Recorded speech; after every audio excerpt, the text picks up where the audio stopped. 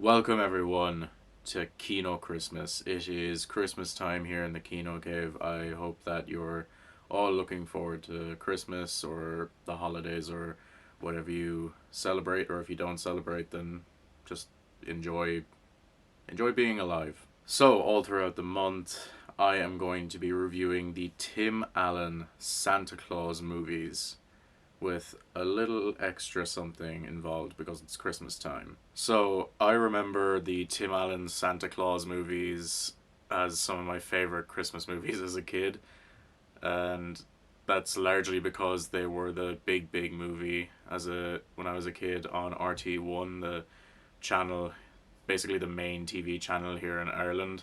So anyone from Ireland just got a hit of nostalgia there. If you were a kid in the early 2000s, the big movie was everything. It was just every Saturday night you had to sit down and watch it, especially at Christmas time, because they would play a Christmas movie every single Saturday, and often it was at least one of the Santa Claus movies. The whole trilogy would play at some point throughout the month of December, and yes, I would watch it every single year. It was the best thing ever as a kid. It was like the Santa Claus movies with Tim Allen and Home Alone. So yeah, for me, Tim Allen just was Santa. Like when I imagined him, and still to this day when I think of Santa, I think of the Tim Allen version. I can only really picture it as that version because that's just what I grew up on. That was like the movie I watched that had Santa in it. So that was my image of him when I was small. So naturally, this film holds a very special place in my heart. So, getting into the characters of this film, I really like Tim Allen as like Scott Calvin slash Santa Claus. I do like the transition of him being that asshole parent that, his kid doesn't really want to spend time with him because he's so out of touch with his more childish, nostalgic side. And then transitioning into this lovable guy and obviously becoming basically the hero of all children, Santa Claus. And it's a pretty decent character progression, to be fair. I also really like Charlie. I think I identified a lot with him as a kid because, when you're a kid, you see your parents as the boring rule makers, and you don't quite understand why you can't just do whatever you want. And so I don't know. I felt a kinship with Charlie, just trying to have fun while my parents were being all business and just you know not wanting to have any fun, and all I wanted to do was just have fun. Neil and Laura are the worst. They're the worst. They hate Santa. They don't believe in Santa. I fucking like Neil is awful. He's not even good at what he does, which is like psychiatry, because Charlie's like 8 years old, and Neil is like, well, maybe we should tell him that Santa is more like a feeling or an illusion or something. And he's just desperately trying to convince this child that Santa isn't real. Like, Neil, go fuck yourself. Santa's real, okay? Just let the kid be happy, because eventually he's gonna grow up and then Santa's not gonna be real for him anymore, and then it's gonna be very upsetting for him. Let him just live out his childish fantasies because he's a kid. He doesn't have to think like an adult yet. Neil is such a prick in the first movie. He's the worst. And I don't even think he's a good psychiatrist. Like, he's such a buzzkill. At this stage in my life, as an adult having to deal with very adult things very quickly, I think Bernard is the character I relate to the most. Because, goddammit, he's just trying to keep all the shit together. There's this new Santa coming in and he has to fucking put him in his place. He's got all the elves to take care of, and he's got to run the workshop, and he's just trying to keep it all together, and things keep slipping through the cracks and things just start going not right for him, and I'm like, I feel you, Bernard. Like, I used to think Bernard was also a buzzkill as a kid, because I was like, oh, he's all business and he's not very nice to Santa and all that. But now that I'm older, I'm like, man, I feel for you, Bernard. Bernard deserves more. He deserves better than this. Lastly, about kind of the screenplay and the script, I really enjoy the concept that this is, where, Santa falls off the roof and dies, slightly morbid. And I know that in the original script, Tim Allen was going to shoot Santa, which I would have loved. As a kid, I would have thought that was so fucking funny that Tim Allen shoots Santa and then becomes the new Santa. But I understand why Disney didn't want to do that. Mickey Mouse, you coward. I love the concept that Tim Allen has to become this new Santa. I know I'm not calling him by the character's name, but come on, he's Tim Allen. Like, you know, he's Tim the Toolman Taylor. He's the guy from Christmas with the Cranks, where he basically plays the exact same character that he does in this movie. That he's Tim Allen, you know. But I really like the idea that Tim Allen puts on the suit and he becomes the new Santa. He has to learn how to be Santa, and he's also this like he's this guy where he really needs to lighten up, and he discovers through his child and through all these experiences he has and gaining more Christmas cheer and more of this, you know, understanding of what it's like to be a kid. He's becoming a better person through this horrible curse that's infecting his life. I think the costumes and sets are really good for a 90s movie. There's minimal CGI, thank God. For the most part, the reindeer are practical. They look kind of weird in some shots, especially when they're like the mouths are moving and stuff. It's not very natural, but you know they're good enough. The suit is good. The fat suit is good. The makeup is great. Like you can see him behind me. Like that's pretty good. I wouldn't like that. Doesn't even look like Tim Allen. It just looks like Santa to me. Again, you know, he just is Santa to me. So yeah, all that's really great. The costumes for the elves are really great. The design of the workshop is really kind of quaint and nice. There's some dodgy green screen in that scene when he's in the bedroom and, you know, he's having a heart-to-heart with one of the elves. There's some dodgy green screen there, but for the most part, you know, this is a 90s kids movie. For the most part, it's pretty good. Yeah, moving on from that, the CGI it's bad. It's not good. But there's not a lot of it, so, you know, rough with the smooth. Yeah, I applaud their commitment to makeup and practical effects, but yeah, there's some real 90s CGI in this as well.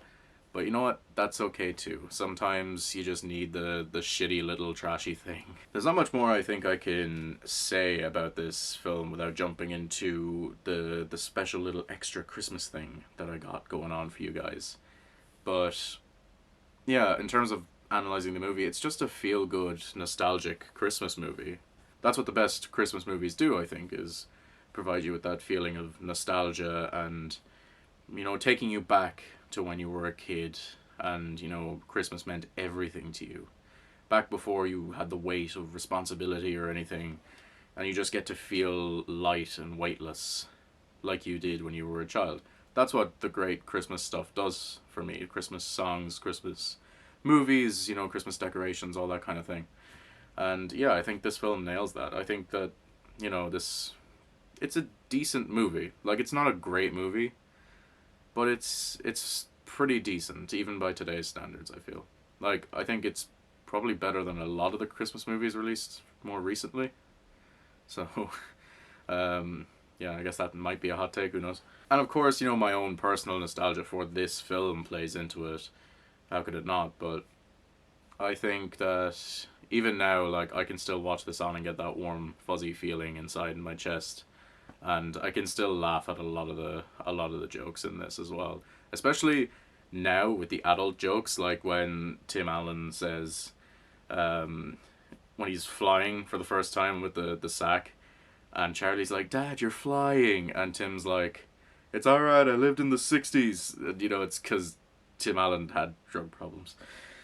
And even, like, the extremes that his, like, boss goes to when Tim Allen is in the boardroom meeting, and he's just like, why don't we make Santa more, like, child-friendly and Christmassy instead of turning him into an army advertisement? And then his boss just says, you need to go see a shrink or something, because this is not okay. You can't challenge our ideas of marketing army toys to kids. We need to put Santa in a fucking tank and have him blow the mailer's house away, goddammit. Bad kids get blown the fuck away. So yeah, good movie. I don't know, fucking good nostalgic movie. I think definitely one to watch around Christmas, and I think a lot of it is still pretty fucking funny, to be honest. Like, I think that this is still a funny movie as an adult. Whether I'm laughing with it or at it. Getting into the little extra thing that I wanted to give you guys in this video. It's a little Christmas treat for you. Or is it? I guess that's up to you. I have a Santa Claus fan theory. I came up with this during the summer. Don't ask me why I was thinking about Christmas during the summer. It's a whole story, but I was thinking about these movies. And a large inspiration for this theory is from the Mr. Sunday Movies YouTube channel, which is a really, really great YouTube channel. And they did their Caravan of Garbage series on the 3 Santa Claus movies. And they inspired my theory that Santa Claus, up until Tim Allen takes over the role of Santa, Santa Claus dies every single year, either by getting shot, getting arrested and then shot, getting trampled by the reindeer, getting mauled to death by someone's family dog, he falls off the roof, or he just plain commits suicide because being Santa is, like, horrible for him.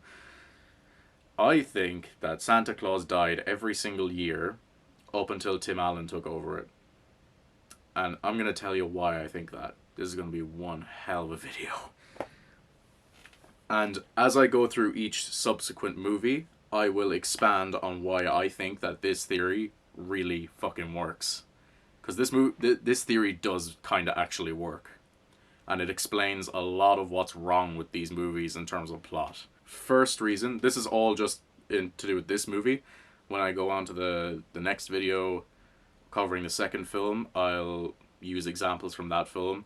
And then in the third film, I'll use examples from that film in those videos. But this is just everything I noticed in the first film that helps this theory. So the first thing, adults don't believe in Santa, even though he is real. And you know, he's real in real life as well. But in the movie, he's also real, and adults still don't believe in him. Yet, there are presents being delivered to their houses, and they obviously don't notice that there's new presents under the tree for the children, aside from the ones that they've bought. Again, in my theory that Santa dies every single year, some of the presents are getting delivered to the wrong houses, because a new guy has to take up the mantle of Santa and obviously doesn't want to do it. Or the Santa that's in his second year of doing it, before he's about to die, doesn't care enough to deliver the right presents, or dies at the house that he's delivering the presents to, so that house never gets presents. So those adults stop believing in Santa because they all got the wrong shit, or were convinced by other kids and adults that also don't believe in Santa for various reasons. And then when you stop believing in Santa, Santa stops bringing you gifts because you stop writing to him. This is just the first part. I'm going to look like an insane conspiracy theorist by the end of these videos.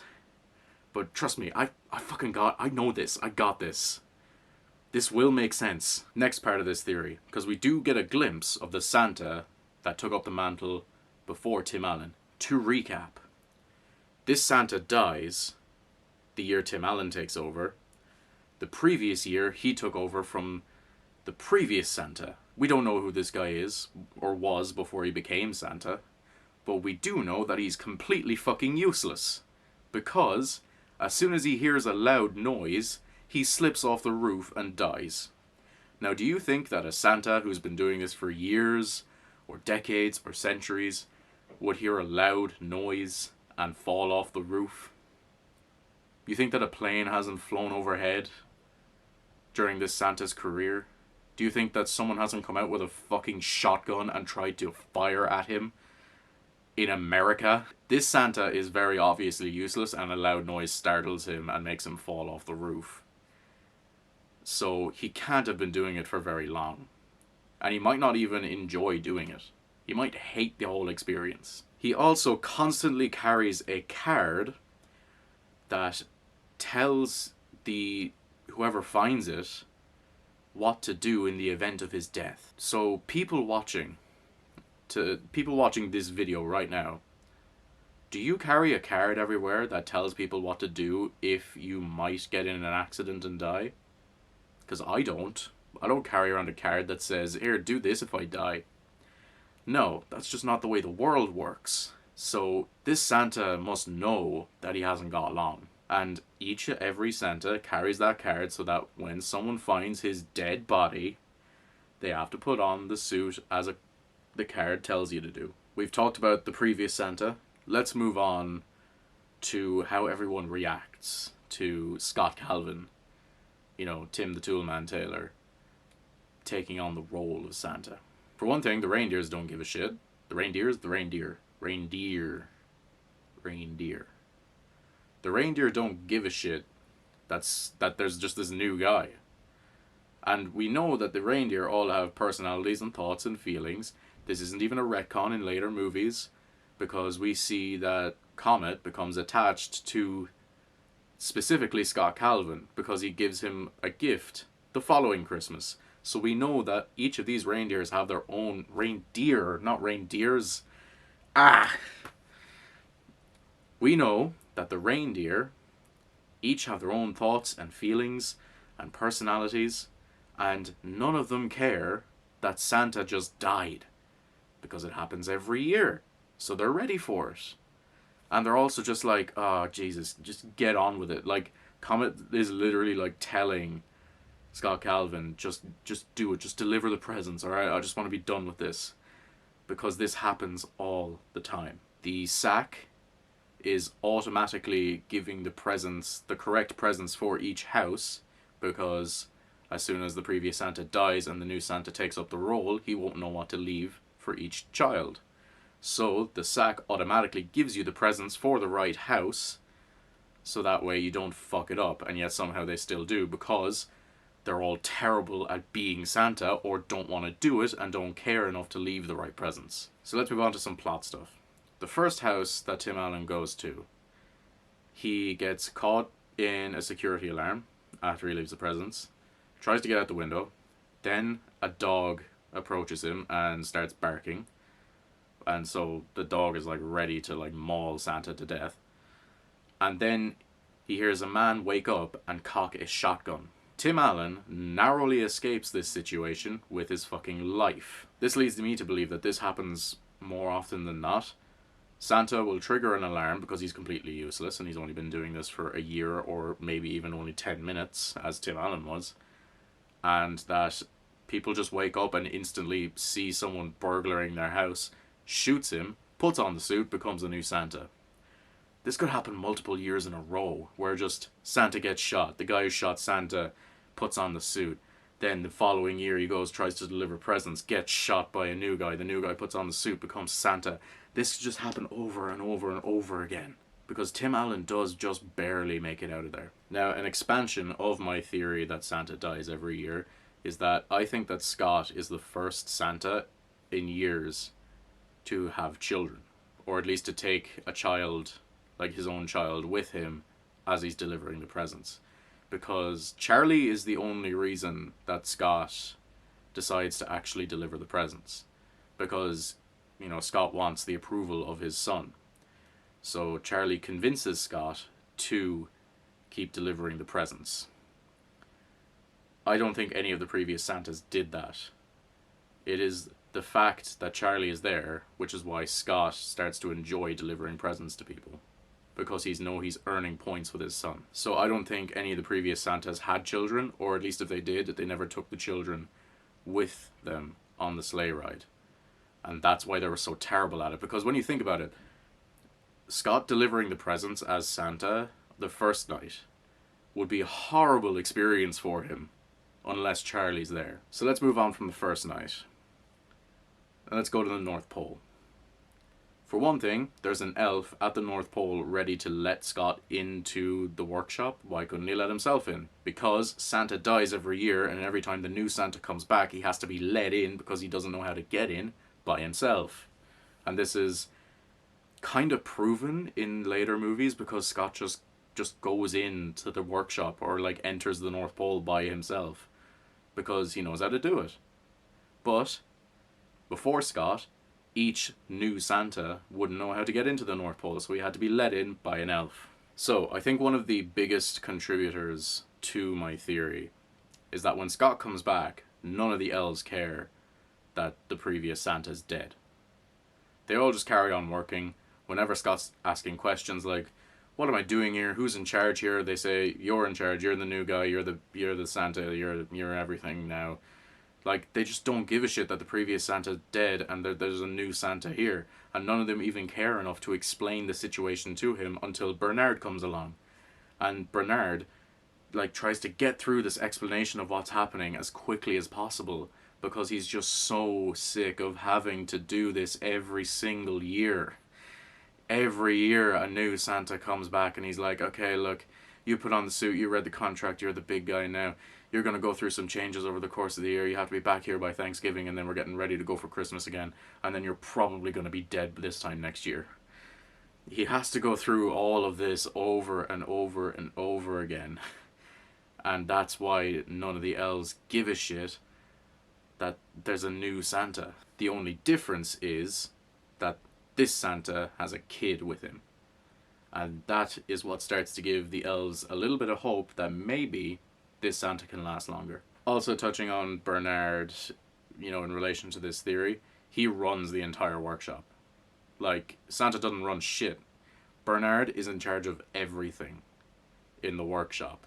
And in subsequent movies he isn't, but we'll get to that in a different video.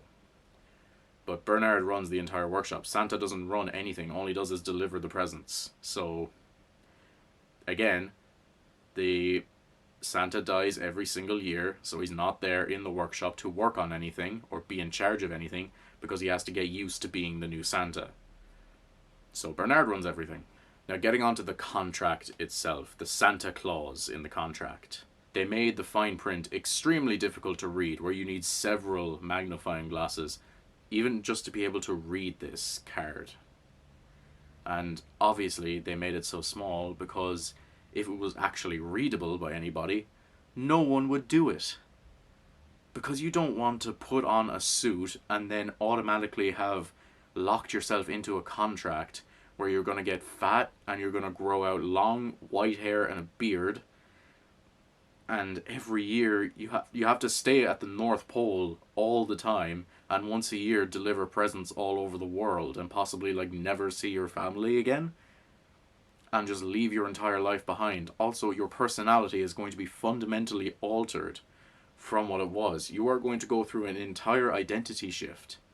If anyone knew that that was going to happen to them, they would not put on the suit. So that's why they had to make the fine print so small and unreadable. There's little things as well, little details in these movies that contribute to the theory. For one thing, Scott's pajamas fit him perfectly. Or Santa's pajamas even. They fit Scott perfectly. Scott is not a heavy man. He's a thin man. He's not even that thin. He's a medium-built man. And Santa is a very heavy-set man. So why do Santa's pajamas fit Scott? Well, more likely than not, the person who puts on the suit is going to be thinner than Santa is. So they just have a kind of a one-size-fits-all set of pajamas that will fit a medium-sized man. Because Santa's going to die every year anyway, they're just going to have these, pajamas made for medium-sized people ready to go for the new guy that comes in to be Santa. Moving on from that one horrifying night that Scott Calvin has, if not for Charlie, explaining to him what happened the previous night, Scott would have assumed that being Santa for a night was a dream. Because he does think it was a dream. Until Charlie confirms for him that it wasn't. So Scott would have gone months thinking that it was just a weird dream that he had. Scott doesn't start to feel the effects that the Santification, I guess, has on his personality or his looks for weeks or even months. So he would have gone months thinking that this was just a dream that he had. It's only the fact that Charlie shared this experience with him and tells him about it all the time that Tim Allen starts to believe it straight away. I know I keep switching between the names, just deal with it. Becoming Santa is fundamentally altering Scott. On a fundamental level, his personality is changing. Now, in fairness, he's becoming a better person, but it's not by choice or by will. It's just happening to him. He's becoming more alive with Christmas cheer. He's eating sweets and junk food and drinking hot chocolate all the time. He's gaining weight like crazy. His hair is growing white. and like growing out, and he can't do anything to stop it. This is taking over his life and his personality, and it makes him fucking miserable. It's only Charlie that lets him deal with it. It's only Charlie that convinces him that he actually wants this to happen. If Charlie wasn't there, he'd be fucking suicidal. Because imagine if over the course of a year you uncontrollably gained weight and couldn't lose it. Your hair would grow out to here on your face and turn white. And little ticks would set off this crazy other personality that you can't control. It's a horror show. There's a specific quote in the film that made me think of this, which is when, again, in that boardroom scene, and, you know, they're talking about turning Santa into an army guy, and Scott, like, goes crazy about it. And his boss takes him in and is like, what the fuck's going on here? Scott specifically says, I don't know what came over me. And that makes me think that, like, whenever something Christmassy is brought up, or whenever he's reminded of Christmas or Santa or anything like that, throughout the movie, any mention of Christmas or anything Christmassy happening, it's like a personality shift, like in Split, like the M. Night Shyamalan movie Split, when he's just like switching between personalities. Any time Christmas is brought up in his life, he flips and immediately goes all weird and Christmassy. He's talking to kids and telling them to be good, doing the naughty nice thing. He's, you know, talking about Christmas cheer and the spirit of Christmas, and he's eating cookies and drinking milk and all this stuff. It's terrifying. It also seems throughout the film that the more he resists being Santa, the more aggressive this curse gets. The more aggressive this brain malfunction gets. Because whenever he tries to resist being Santa or being Christmassy, like when he shaves his beard, every time he shaves his beard it grows back quicker. Every time he dyes his hair it turns white quicker. It's horrible. What is going on with this guy? This is the worst. I wouldn't want this to happen to me.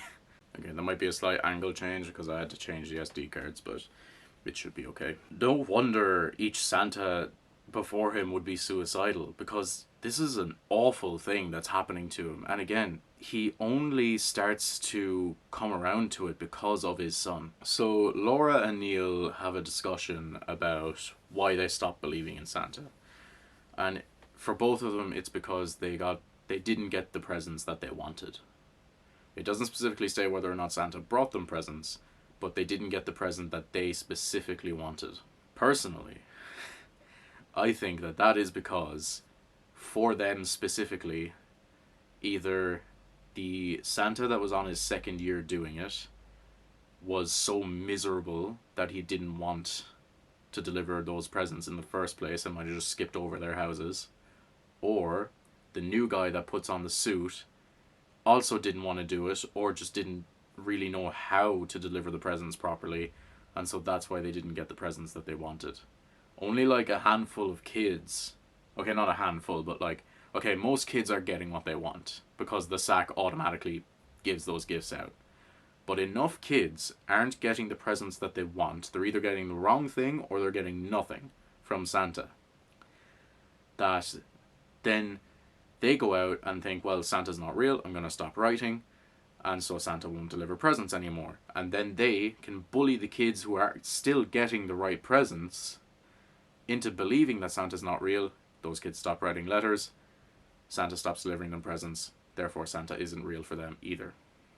And this is just a vicious cycle that keeps repeating itself, all because every year there is a new, useless, miserable Santa who doesn't want to do the job. So, getting closer and closer to kind of the ending of the movie and the second night that Scott has of being Santa. For one thing, the elves can clearly do everything that Santa does. They make the toys. Some of them have teleportation powers and some of them have jetpacks. They can do everything that Santa does and better because they're like hundreds of years old, and they're also just more competent because they do it every single year. Santa in this universe is not like a mythical, magical, beautiful being that's intelligent and loves children and all that. Santa is a fucking marketing tactic. And I think that's also why Scott is so good at it. That's why he enjoys being Santa. Because in this universe, all Santa is a marketing tactic. And what was Scott's job? He was a he marketed toys to people. He sold stuff. So he understands the true meaning of Santa in this universe, which is that he sells shit. And he was good at that. So that's why. That's one of the reasons. Another reason is because of his son and all that. But one of the reasons why he stays on as Santa is because he understands what Santa actually is. He's not a genius. He's not a legend. He's not a mythical figure. He's a face. They mention in this movie that the elves haven't upgraded Santa's stuff since the ball was invented. The ball. Santa's shit hasn't been upgraded since the ball was invented. Now, the ball is a pretty fucking old invention. It's like one step up from the wheel, in that the wheel is flat, but the ball is spherical. Why haven't the elves upgraded their shit since the ball was invented? Oh yeah, because Santa dies every year anyway. Why would we?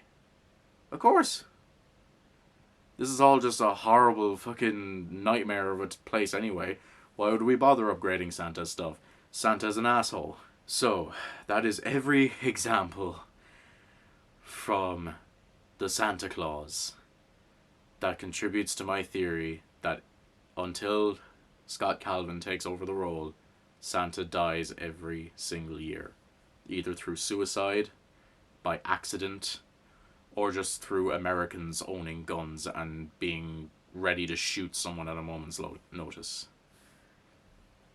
This has been a real weird theory to get into. I've been thinking about it for a while, and I think it kind of works. And I'll explore that more in my video for the Santa Claus 2 and the Santa Claus 3. If you somehow enjoyed this, then please leave a like. It really does help. Comment, that also really does help out. I promise it does. Let me know if you think there's any credibility to this, or have I just wasted a lot of time of my life. It has just like hours of my life been wasted on this theory. Tell me, let me know. I can take it. Oh god, this is like one of the most unhinged videos I've ever made. I promise we're going places with this, okay? I promise you we are. But I hope you enjoyed my review of the film. I hope that you share the same nostalgic view of this film that I do. And you know what? If you've not seen it since you were a kid, give it another watch. I'm sure you'll enjoy it. And subscribe to see the next two videos covering the Santa Claus 2 and the Santa Claus 3 all throughout KinoChristmas. I'm very excited to share those with you. And a Merry Christmas to you all. Merry Christmas.